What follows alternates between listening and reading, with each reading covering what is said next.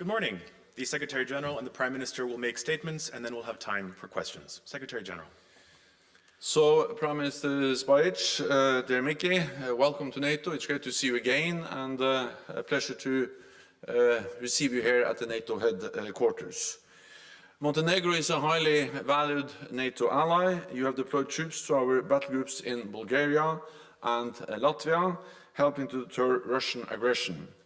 In Iraq, Montenegro is contributing to building more effective and inclusive security forces as part of NATO's training mission.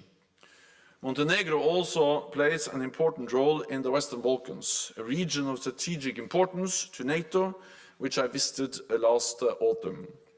So, Prime Minister, I welcome your strong commitment to reforms and Montenegro's path to full Euro-Atlantic integration. This is even more important as stability in the broader region remains fragile. Last year's outbreak of violence in Kosovo were unacceptable, and NATO responded swiftly, deploying 1,000 additional troops and heavy armour. We are committed to ensuring that KFOR continues to fulfil its UN mandate. We also spoke about the situation in Bosnia and Herzegovina.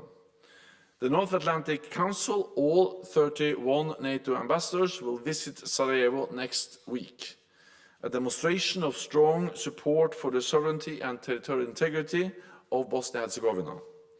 All political leaders must work to preserve unity. This is crucial for the stability of the country and the region.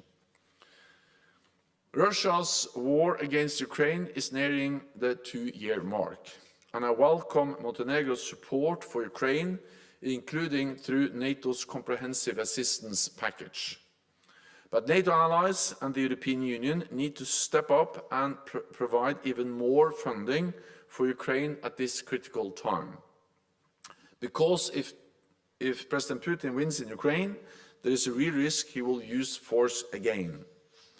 Today, we also discussed the preparations for our next summit in Washington in July and our work to bolster NATO's deterrence and defence. Sweden's entry into NATO will make the whole alliance stronger. So I welcome this week's vote by the Grand National Assembly of Turkey to ratify Sweden's NATO membership. And I thank President Erdogan for his swift signature of the decision. I also welcome this week's clear message of support from Prime Minister Orbán and his government. I look forward to Hungary's ratification as soon as the Parliament reconvenes. So, Prime Minister, once again, thank you for coming here and thank you for your strong support to our transatlantic alliance. Please. Secretary General, dear Jens, please allow me to thank you for your extraordinary leadership and strong professional and personal commitment in navigating our alliance in these challenging times for everybody in the world.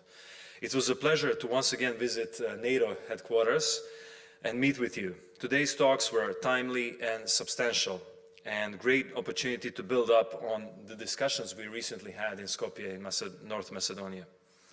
I use this opportunity to reconfirm Montenegro's unequivocal commitment to fulfilling strategic foreign policy goals. As a credible ally, Montenegro will continue to play a constructive role and contribute to the improvement of regional cooperation and the preservation of peace and stability in the whole region. During today's meeting, I also underscored and presented in detail decisions taken in the last couple of months to advance Montenegrin EU plan. As we are all aware, there are many security challenges coming from different domains and strategic directions. Today with Secretary General, I had the opportunity to discuss progress made on implementing decisions NATO has taken to respond to developments in and around the Euro-Atlantic area. We also had the opportunity to exchange views on key objectives ahead of the Washington summit. We revisited the topics of deterrence and defense, continued support to Ukraine, developments in South and actual hotspots, defense investments, and making our alliance ever stronger. We both agreed that it is the time to welcome Sweden as soon as possible as the next member of our alliance, and we are very glad to hear the good news coming out of Turkey as well as Hungary. We jointly concluded that Montenegro is actively contributing to NATO's core tasks and collective defense in general. We took stock of our presence in East, in Latvia, in Bulgaria, in Iraq and Kosovo. I also reconfirmed our steadfast dedication to continue supporting Ukraine for as long as it takes in its fight for sovereignty and conducting reforms important for both EU and NATO path. Topic of Western Balkans was high on the agenda. As a region of strategic importance, we agreed that it remains among the priority areas of NATO business ahead of the Washington summit. I stated that Montenegro, as NATO member for almost 7 years, understands that many global developments require constant vigilance that occupies allies' attention, and rightly so, but we shouldn't lose sight on the region. Once again, I underline the importance of maintaining NATO's presence and interest. This is a firm guarantee of peace and stability. Montenegro expects this to be reconfirmed at the next NATO summit in Washington. In preparation for the summit, I informed that our 2024 budget envisages 2.01 GDP for defense, out of which 35.24 for modernization. We need NATO statistics to recognize this fact, but we will make sure that until July it's clear.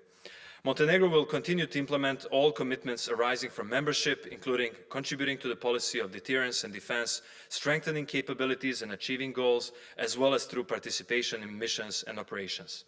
In this way, we contribute to the alliance capacity to face numerous and complex challenges. Dear Jens, thank you once again for fruitful discussions held today.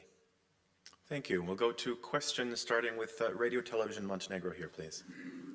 Thank you very much, Ivan Mijanovic from the Television of Montenegro. Mr. Secretary General, how do you assess the security situation now in the region after recent events in Kosovo and in Bosnia and Herzegovina, and the presence of third parties in the region of Western Balkans?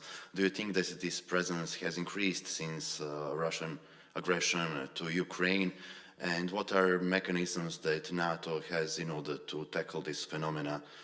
And another question, if I may, for you. Turkish Parliament, as you said, gave a long-awaited approval to membership of Sweden to NATO, and you recently had a call with Prime Minister Orban. Do you expect that all the procedure could be finished until the next ministerial meeting in February, and that NATO can welcome Sweden as a full-fledged member until then? And for Mr. Prime Minister, does Montenegro have plans maybe to reinforce its presence in NATO-led missions in the region and on the eastern flank of the alliance? Thank you very much. First, on the situation in the Western Balkans. Of course, the Western Balkans is of great importance for NATO. We have a history there, we have presence there, because peace and stability in the region matters for the whole of NATO. And therefore we were very concerned when we saw an uptick in violence and tensions throughout last year with some very serious incidents, especially in Kosovo.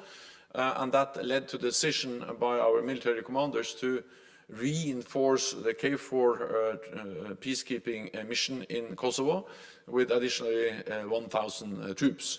Because NATO has to be able to ensure that we are delivering on our UN mandate to ensure stability and the freedom of movement for all communities in Kosovo.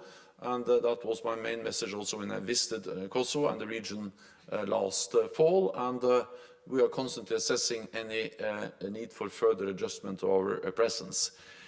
In Bosnia and Herzegovina, the message is that all parties should refrain from inflammatory rhetoric and the territorial integrity and the international recognized borders of Bosnia and Herzegovina must be respected.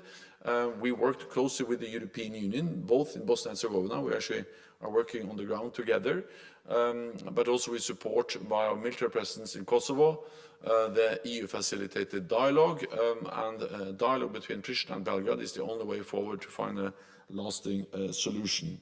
Then on Sweden's accession into NATO, Swedish membership in NATO will make NATO stronger and all of us safer.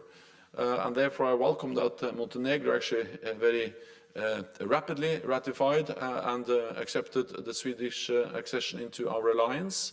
I welcome the decision by the Grand National Assembly of Turkey to ratify, and also that President Erdogan, shortly after the decision, actually last night,